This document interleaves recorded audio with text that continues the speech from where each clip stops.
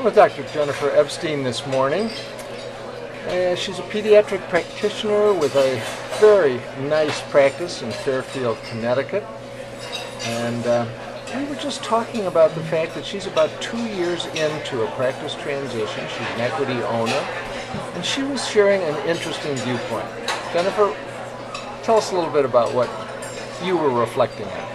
Well, I was reflecting now almost 2 years out with Randy about my concerns that I initially had being a non-risk taker going into a large and important business decision.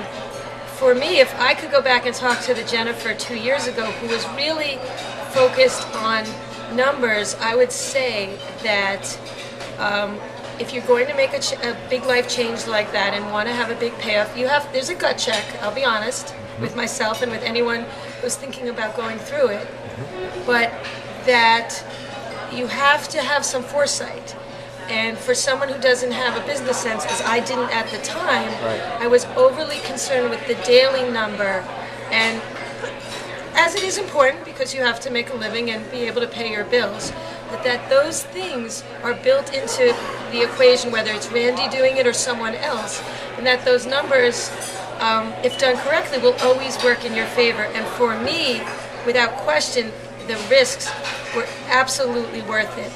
And I think I would probably have educated myself a little more about some of the finer points, like that there's going to be working capital, and that the day you become partner is not the day the windfall begins. That's right. That's I can't emphasize that enough. That's right. That you have to understand how billing works and how that money flows through the practice and eventually makes it into your bank account. But if I can stick with it and do it, then anybody can do it. Really, Jennifer, it is so valuable. This reflection is what people need to hear. It is a leap of faith. It is a gut check. But you know, you're in the process, particularly because you're part of a group practice, pediatric, ortho, you have a significant staff that's surrounding everyone.